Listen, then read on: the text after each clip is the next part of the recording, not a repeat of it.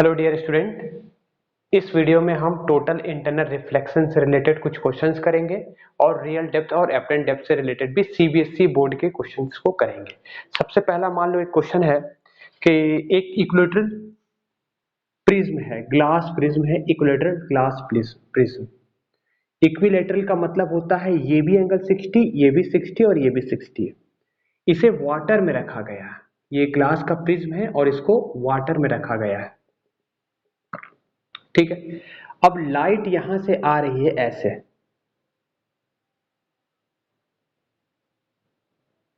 Light कुछ इस तरह से आ रही है, तो ये इंसिडेंट रे हो गया।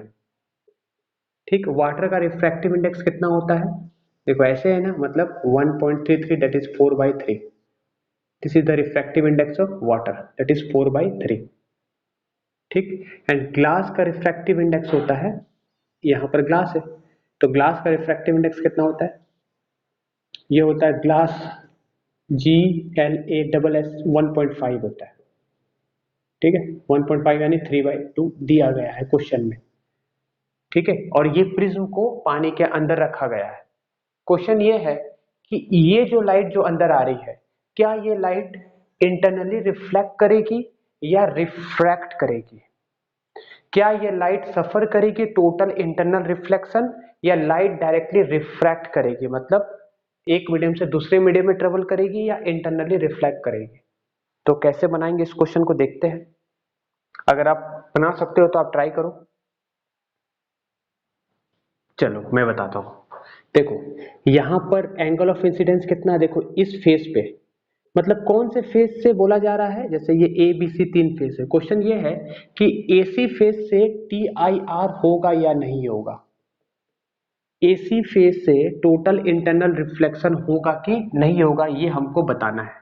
तो TIR होने के लिए क्या है कंडीशन? टोटल इंटरनल रिफ्लेक्शन होने के लिए कंडीशन क्या थी? बताओ क्या कंडीशन था? पहला कंडीशन था कि एंगल ऑफ इंसिडेंस जो होगी must be greater than critical angle होगी, और दूसरा होना चाहिए कि लाइट हमेशा डेंसर से रेयर में ट्रेवल करनी चाहिए। ठीक है, तो इस फेस की बात करें तो ये डेंसर है और ये रेयर है, क्योंकि वाटर है, वाटर के रिफ्रैक्टिव इंडेक्स 1.33 और यहाँ पर देखो 1.5 है, मतलब ये ग्लास ज्यादा डेंस, मतलब ज्यादा रिफ्रैक्टिव इंडेक्स है, तो इसकी ये डेंसर हो गया और ये रेयर हो गया। तो पहला कंडीशन, अगर लाइट इस साइड से बाहर निकलेगी तो डेंसर से रेयर तो ट्रेवल करने वाली कंडीशन को सेटिस्फाई कर दिया है। इसको हमको चेक करना पड़ेगा। तो सबसे पहले एंगल ऑफ इंसिडेंस निकालते हैं और फिर एंगल ऑफ क्रिटिकल एंगल निकालेंगे और फिर दोनों को कंपेयर करेंगे। तो आप बताओ मुझे कैसे निकालते हैं? आईसी निकालने का तरीका क्या है? क्रिटिकल एंगल निकालने का तरीका है ना, sine IC is equal to 1/μ। और म्यू किसका लेंगे? अच्छा, sine I by sine are is equal to क्या होता था? चलो पहले तो हम एंगल ऑफ इंसिडेंस निकालते हैं, फिर हम क्रिटिकल एंगल निकालेंगे। ठीक है, तो एंगल ऑफ इंसिडेंस निकालने का तरीका क्या है बताओ, कैसे निकालेंगे? बस ज्योमेट्री से थोड़ा सा देखो, यहां से लाइट सीधे आ रही है। ठीक है, अब लाइट क्या होगी, इस साइड से, यहां से लाइट देखो सीधे आ रही है इस तरह से, तो लाइट यहां से नॉर्मल के साथ कितना एंगल बन रहा है लाइट का? देखो ये नॉर्मल भी ऐसा ही होगा, परपेंडिकुलर लाइट आ रही है इस फेस से, ए बी फेस से, तो एंगल ऑफ इंसिडेंस 0, तो एंगल ऑफ रिफ्रैक्शन भी 0 हो जाएगा। मीन्स लाइट सीधे आ जाएगी, ऐसे सीधे ट्रेवल करेगी, इस साइड आएगी ऐसे। ठीक है, तो आप इसको ड्रॉ कर लो, ये इस तरह से सीधा स्ट्रेट लाइन। ठीक है, अब इस पॉइंट पे बताओ नॉर्मल कैसा होगा, मतलब इस फेस पे परपेंडिकुलर कैसा होगा? ये होगा नॉर्मल, है ना, ये नॉर्मल हो गया इसका। इस फेस पे, कौन से फेस की बात हो रही है? एसी फेस पे। ठीक है, अच्छा ये एंगल तुम्हारा 90 है, ये 60 है, तो ये कितना होगा? 90 प्लस 60 प्लस एक्स मान लो इसको, तो 90 plus 60 plus X is equal to, एक ट्रायंगल का सम कितना होता है? 180 डिग्री। कौन सी ट्रायंगल की बात कर रहा हूँ? ये और ये। समझ में आया? अब देखो तो एक्स कितना निकला? एक्स निकलेगा तुम्हारा 150 और यहाँ पर 180 है, तो एक्स निकला 30 डिग्री। अब बताओ ये तुम्हारा 30 डिग्री है, ठीक है, ये नॉर्मल है, तो तुम जानते हो ये इसके बीच का एंगल कितना होगा? ये वाली पार्ट को, ये और ये, इसके बीच का एंगल कितना? ये पूरा तो 90 डिग्री है, 30 तो ऑलरेडी इसने कवर कर लिया ना, ये वाली एंगल तो 30 हो गई, तो ये वाली एंगल होगी 60 डिग्री। तो यही इंसिडेंट रे हो गई इस फेस के लिए, एसी फेस के लिए। तो ये एंगल कितना बना रही है? 60 डिग्री। तो आपने क्या निकाला? एंगल ऑफ इंसिडेंस कितना है? 60 डिग्री। अब लाइट यहां से यहां जाएगी या लाइट यहां से अंदर से रिफ्लेक्ट करेगी, वो हमको चेक करना है। तो उसके लिए हम क्या फॉर्मूला यूज करेंगे? स्नेल्स लॉ क्या था? Sine I upon sine are is equal to N2 by N1, यही था refractive index of second medium by first medium. किसको फर्स्ट बोलेंगे और किसको सेकेंड बोलेंगे? जहां से लाइट जा रही है उसको फर्स्ट बोलेंगे, जिसमें लाइट जा रही है उसे सेकेंड बोलेंगे। बिल्कुल याद रखना, जहां से लाइट जा रही है उसको फर्स्ट बोलेंगे, जहां जाना चाहती है उसको सेकेंड कहेंगे। तो यहाँ पर एंगल साइन आई है, यहाँ की समझ गए ना, यहाँ की एंगल को क्या बोलेंगे? साइन आई। और यहाँ के एंगल को क्या बोलेंगे? साइन, मतलब यहाँ एंगल ऑफ रिफ्रैक्शन होगा। ठीक है, तो आप एक चीज देखो यहाँ पर, अगर हम क्रिटिकल एंगल इसका निकालना चाहते हो तो for i is equal to i c अगर पुट करेंगे, अगर I is equal to i c put करेंगे तो एंगल ऑफ रिफ्रैक्शन कितना हो जाएगा? 90 डिग्री। क्योंकि क्रिटिकल एंगल वो एंगल होता है जिसमें एंगल ऑफ रिफ्रैक्शन कितना होता है? 90 डिग्री। ऑलरेडी मैंने आपको स्टार्टिंग में ये बता रखा है ना, वो उसका भी लिंक इस वीडियो के डिस्क्रिप्शन में मिल जाएगा, पूरा चैप्टर का ही मिल जाएगा आपको। ठीक है, तो एंगल ऑफ रिफ्रैक्शन इस वैल्यू को इसमें पुट करेंगे तो हमको क्या मिलेगा? Sine I C upon sine 90, और साइन 90 की वैल्यू 1 होती है। This is equal to refractive index of second medium. अब ये फर्स्ट मीडियम है, सेकेंड मीडियम है, तो सेकेंड मीडियम में कौन है? Refractive index of water upon refractive index of first medium. तो फर्स्ट मीडियम में कौन है? Refractive index of glass. अब दोनों में क्या कर दो? Na कर दो, डिवाइड कर दो Na कर दो। ठीक है ना, कर सकते हैं ना ऐसा, दोनों साइड Na। तो ये एब्सोल्यूट रिफ्रैक्टिव इंडेक्स हो गया with respect to air, with respect to air. ठीक है, तो हमें क्या निकालना है? हमें निकालना था, इसको सॉल्व करना है। आप बताओ, तो इसकी वैल्यू दी गई है, आप इसकी वैल्यू पुट कर दो। दोनों की वैल्यू कितनी हो जाएगी? यहां पर दिया गया है रिफ्रैक्टिव इंडेक्स ऑफ, पहला क्या है? वाटर। ठीक है, तो रिफ्रैक्टिव इंडेक्स ऑफ वाटर कितना है? 4/3 है। आप क्या लिखोगे? 4/3। डिवाइड में क्या है? यानी ऊपर जाएगा तो मल्टीप्लाई हो जाएगा, क्या? ग्लास का कितना है? 3/2। तो आप यहाँ क्या लिखते हैं? 3/2 मीन्स ऊपर जाएगा तो 2/3 हो जाएगा। तो आपने साइन आई सी क्या निकाला? साइन आई सी जो निकलेगा, sine I C is equal to 8/9। Then what is I C? I C is equal to, देखो साइन का पावर यहाँ 1 है ना, इस साइड जाएगा तो ये हो जाएगा साइन की पावर -1, 8/9। तो आपने क्रिटिकल एंगल निकाल लिए। अब ये वैल्यू कहां से आएगा? तो ये क्वेश्चन में गिवन रहेगा कि 8/9, क्योंकि आप जानते हो साइन इनवर्स अगर 9/9 रहता तो कितना होता? 9 9 कट के 1 हो जाता। मीन साइन इनवर्स की वैल्यू जो होती है वो -1 से, मतलब अगर 1 रहती तो आप समझ जाते साइन इनवर्स मीन्स ये कितना होता? 90, क्योंकि साइन 90 की वैल्यू कितनी होती है? साइन 90 इज इक्वल टू 1 होता है। तो 90 डिग्री इज इक्वल टू क्या होगा? ये 1 है, इस साइड जाएगा तो होगा ये साइन इनवर्स 1 होगा, इस तरह से। ठीक है, तो इसकी वैल्यू जो होगी, मतलब ये तो 0 पॉइंट लगभग कुछ 98 या 70 तो 0.88 लगभग आएगा। ठीक है, तो इसकी वैल्यू में कुछ होगी, तो वो जो वैल्यू होगी उसको आपको चेक करना होगा। उससे आईसी जो निकलेगा अप्रोक्सीमेटली 61.0 कुछ डिग्री, मान लो 1 डिग्री मिल जाएगा आपको ऐसा। आईसी कैसे मिलेगा? जब आप आईसी की वैल्यू को पुट करोगे ना यहाँ पर, जब आप आईसी की वैल्यू को यहाँ पुट कर दोगे, मतलब सॉरी 8/9 की वैल्यू पुट कर दोगे, ये क्वेश्चन में गिवन रहता है ये पूरी value, that is sine inverse of, इसको मैं ऐसा भी तो लिख सकते थे, साइन इनवर्स 9 8 या 72 मीन्स 0.88। इसकी वैल्यू कितनी होती है? इसकी वैल्यू होती है लगभग 61.2 डिग्री, है ना। तो आप क्रिटिकल एंगल क्या देख रहे हो? 61 है, और एंगल ऑफ इंसिडेंस क्या है? 60 डिग्री है। तो आप यहाँ पर क्या कंक्लूजन निकालती हो? ये डेंसर था, ये रेयर था, ये कंडीशन तो सेटिस्फाई था। तो यहाँ पर angle of incidence less than a critical angle, है ना। Angle of incidence less than critical angle है, क्योंकि क्रिटिकल एंगल तो 61 डिग्री निकला है। तो यहाँ पर टी आई आर नहीं होगा, मीन्स लाइट इस मीडियम में नहीं आएगी, लाइट यहाँ से यहाँ बाहर जाएगी। अब लाइट सीधे तो नहीं जाएगी, ऐसे लाइट तो सीधे नहीं जाएगी क्योंकि मीडियम चेंज हो रहा है। तो बताओ इन दोनों के रिस्पेक्ट में, यहाँ वाटर था, यहाँ ग्लास है, तो ग्लास की रिफ्रैक्टिव इंडेक्स 1.5 और वाटर के रिफ्रैक्टिव इंडेक्स है 1.33, मतलब ये डेंसर हो जाएगा इसके रिस्पेक्ट में। तो ये क्या है? डेंसर, और ये क्या है? रेयर। तो डॉक्टर नवाब आपको बताए थे ना ट्रिक, कि लाइट जब डेंसर से रेयर आएगी तो नॉर्मल से अवे हो जाएगी।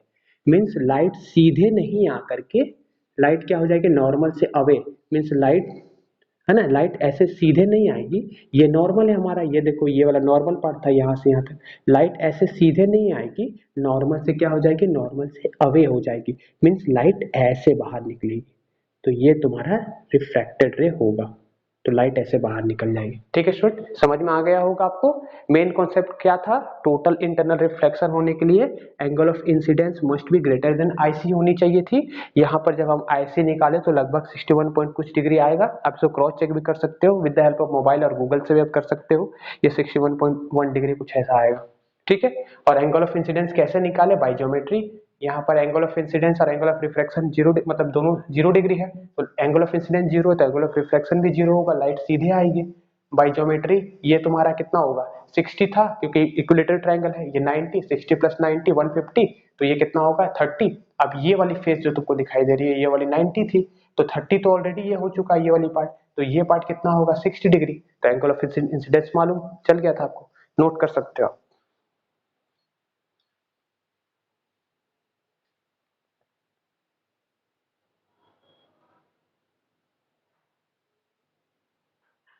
नेक्स्ट क्वेश्चन है टीआईआर से रिलेटेड ही है, ये आपका 2017 में क्वेश्चन आया हुआ है। ठीक है, ये 2017 में आया हुआ, कंपार्टमेंटल में आया हुआ सीबीएसई बोर्ड में। क्वेश्चन क्या कहता है कि क्वेश्चन ऐसा है, एक कंटेनर है, उसके अंदर एक लिक्विड भरा हुआ है। क्या भरा हुआ है, लिक्विड है, पता नहीं क्या लिक्विड है, उसकी रिफ्रैक्टिव इंडेक्स भी मालूम नहीं है। ठीक है, ये लिक्विड भरा हुआ है इसके अंदर, और लाइट यहां से ऐसे जा रहा है, इंसिडेंट हो रहा है, तो ये एंगल क्या होगा, एंगल ऑफ इंसिडेंस। ठीक, और ये एंगल दिया क्रिटिकल एंगल। ठीक है, और लाइट यहाँ पर कैसे निकल रहा है, क्वेश्चन में गिवन है ये वाला पार्ट कि लाइट ऐसे निकल रहा है। मीन्स क्रिटिकल एंगल जब होगा तो एंगल ये नॉर्मल था, जब भी क्रिटिकल एंगल होता है मतलब ये भी कितना हो जाएगा, जेड बन रहा था, देखो जेड जहां बने मतलब वो एंगल सेम है। ये वाटर का कंटेनर है, इसके अंदर पूरा पानी भरा हुआ है कि नहीं, तो ये आईसी है, तो ये भी क्या हो जाएगा, यहाँ ये वाली एंगल ये भी हो जाएगी आईसी। ठीक है, क्वेश्चन क्या बोल रहा है, अच्छा तुमको तो ये मालूम ही है कि जब ये आईसी होगा मतलब ये भी आईसी होगा, और ये आईसी है तो एंगल ऑफ रिफ्रैक्शन कितना होता है 90 डिग्री, ये आपको मालूम है। क्वेश्चन ये बोल रहा है कि लाइट यहाँ से यहाँ, यहाँ कहीं एक लाइट का सोर्स होगा, यहाँ से लाइट ऐसे करके बाहर जा रही है, ये रिफ्रैक्ट हो रही है और क्रिटिकल एंगल पे पड़ रही है। क्वेश्चन ये है कि find the speed of light inside what liquid, मतलब ये लिक्विड है और ये एयर है, तो आपको क्या निकालना है, speed of light in, speed of light in liquid, liquid के अंदर स्पीड कितना होगा हमें वो निकालना है। ठीक है स्टूडेंट, कैसा निकालेंगे, बहुत इजी है। देखो आप स्नेल्स लॉ लगाओ, इस मीडियम में, इन दोनों मीडियम में क्या होता है, पहली बात कि यहाँ अच्छा रिफ्रैक्टिव इंडेक्स भी नहीं दिया गया, और यहाँ से यहाँ तक की डिस्टेंस दी गई है, ये 30 है और ये 40 सेंटीमीटर है, समझ गए, मतलब ये डिस्टेंस तुम्हारा 30 सेंटीमीटर है और ये 40 सेंटीमीटर है। तो आप देखो राइट एंगल ट्रायंगल, अगर ये साइन थीटा अगर आप इसको अच्छे से बनाओगे ऐसे, तो ये क्या बना, ये ऐसे करके ट्रायंगल बना इस साइड वाली, ये एंगल क्या थी आईसी, यहाँ से यहाँ 30 है, और ये पार्ट क्या है, ये वाला 40 है, तो आप यहाँ क्या लिखोगे 40।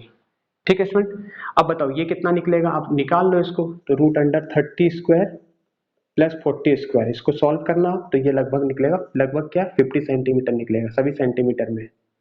ठीक है, तो साइन आईसी का फॉर्म वैल्यू क्या निकलेगा, साइन आईसी, साइन का फॉर्मूला क्या होता है, sine theta is equal to perpendicular upon hypotenuse, means 30/50 मिला, तो ये कट गया, मीन्स क्रिटिकल एंगल कितना मिला, critical angle equal to sine inverse, या साइन आईसी की जगह में आप क्या लिख सकते हो, sine I C is equal to 3/5।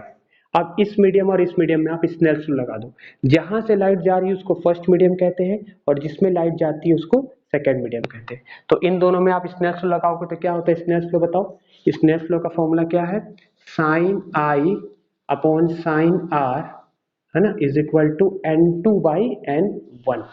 ठीक है, यही स्नेल्स लॉ का फॉर्मूला है। तो ये आई हो गया, सॉरी ये फर्स्ट मीडियम है, लाइट यहां से इसमें सेकंड वाले में जा रही है, तो ये एंगल क्या हो जाएगा आईसी। जब भी आप आई इज इक्वल टू आईसी अगर लिखोगे, उस समय आपको आर की वैल्यू कितनी पुट करनी है, 90 पुट करनी है, ये बात बिल्कुल याद रखना। आई की जगह में अगर आप आईसी पुट करोगे तो r की जगह में 90 पुट करना पड़ेगा। अब जहां से लाइट जा रही है उसको फर्स्ट मीडियम, जहां लाइट जाएगी उसको सेकंड मीडियम। सेकंड मीडियम में कौन है? एयर है। एयर की रिफ्रैक्टिव इंडेक्स याद रखना, एयर की रिफ्रैक्टिव इंडेक्स 1 होती है। और एयर में लाइट की स्पीड क्या होती है? एयर में लाइट की जो स्पीड होती है, ठीक है, लाइट की स्पीड होती है 3 इंटू 10⁸ मीटर पर सेकेंड। ये लाइन आप ये दोनों चीज याद रखना, ठीक है। एयर में लाइट की स्पीड होती है 3 इंटू 10⁸ मीटर पर सेकेंड, और एयर में लाइट की एयर में एयर की रिफ्रैक्टिव इंडेक्स कितनी होती है? 1। अच्छा, इसमें स्नेल्स लॉ में, अच्छा ये तो स्नेल्स लॉ था, और स्पीड के साथ रिफ्रैक्टिव इंडेक्स का क्या रिलेशन था? इनवर्सली प्रोपोर्शनल था, है ना। क्या? इनवर्सली प्रोपोर्शनल है। Refractive index is inversely proportional to speed of light, याद रखना ये। तो जहां 1 होगा वहां ये यहाँ 1 लिखना पड़ेगा, मीन्स जहां 2 है वहां 1 लिखना पड़ेगा, जहां 1 है वहां 2 लिखना पड़ेगा। ये क्या बता रहा है? ये स्पीड ऑफ लाइट, ये स्पीड ऑफ लाइट बता रहा है। कौन से मीडियम में? Speed of light in medium 1, और ये बता रहा है speed of light in medium 2। ठीक है स्टूडेंट, तो आपको समझ में आ गया होगा। अच्छा, हम इसके जगह में क्या पुट कर देंगे? क्योंकि हमको तो रिफ्रैक्टिव इंडेक्स मालूम है नहीं, तो हम ये वाला वैल्यू तो नहीं पुट करेंगे। चलो एयर की मालूम, इस लिक्विड की थोड़ी मालूम है कि लिक्विड है कौन सा, तो हम रिफ्रैक्टिव इंडेक्स पुट करें। तो हम इन दोनों को यूज करेंगे, ठीक है। तो साइन, यहाँ साइन 90 की वैल्यू 1 हो जाएगी, यहाँ क्या लिखेंगे? v1/v2। ठीक है, अब बताओ यहाँ पर साइन आईसी की जगह में क्या लिख दोगे आप? साइन आईसी की जगह में 3/5 लिखना है, साइन 90 का वैल्यू 1 होता है। This is equal to v1/v2। ठीक है, अब v1 क्या है? Speed of light in medium 1। तो v1 किसके बराबर? Speed of light in liquid, और ये लिक्विड हमको मालूम नहीं है क्या है, वही तो निकालना है क्वेश्चन में कि लाइट की स्पीड किसके अंदर निकालनी है? लिक्विड के अंदर निकालनी है, कि इस लिक्विड के अंदर, इस लिक्विड, कौन से लिक्विड पता नहीं है, इस लिक्विड के अंदर लाइट की स्पीड कितनी है। तो आप क्या लिखोगे? v इन लिक्विड, यानी speed of light in liquid. और v2 क्या है? ये सेकेंड मीडियम था, क्योंकि लाइट यहां से यहां जा रही थी, एयर था, तो एयर में कितना होता है? 3 इंटू 10⁸। अब आपको देखो यहाँ पर v कितना निकलेगा? v लिक्विड हमको मिला, ये मिलेगा 3/5 इंटू, ये टर्म ऊपर चल जाएगा, मीन्स 3 इंटू 10⁸। सॉल्व करना, 9/5 हो जाएगा। ठीक है स्टूडेंट, ये कितना होगा? 9/5 इंटू 10⁸ मीटर पर सेकेंड, ये आंसर होगा। नोट कर लो। मेन कॉन्सेप्ट क्या बताया आपको? मेन कॉन्सेप्ट क्या है बताओ?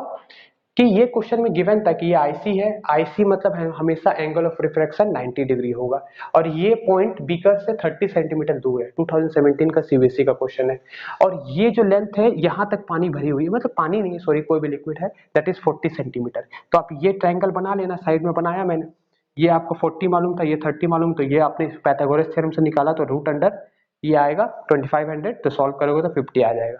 तो आपने साइन की वैल्यू क्या पढ़ा था? परपेंडिकुलर, यानी थीटा के अपोजिट हमेशा परपेंडिकुलर होता है, और ये वाली हाइपोटेनियस, तो परपेंडिकुलर बाय हाइपोटेनियस, हाइपोटेनियस है 50, सॉल्व किए, साइन आईसी निकल गया। अब हमको रिफ्रैक्टिव इंडेक्स तो मालूम है नहीं दोनों का, लेकिन हम स्पीड के साथ रिलेशन जानते हैं कि sine I by sine are is equal to n2/n1, this is Snell's law. And refractive index और स्पीड ऑफ लाइट का इनवर्सली प्रोपोर्शनल होता है, तो आप n2 जहां लिखा हुआ 1 लिख लेना, ऐसे करके सॉल्व कर देना। 1 में लाइट की स्पीड कितनी होती है? एयर में लाइट की स्पीड होती है 3 इंटू 10⁸, और एयर में रिफ्रैक्टिव इंडेक्स 1 होती है। चलो नोट कर लो।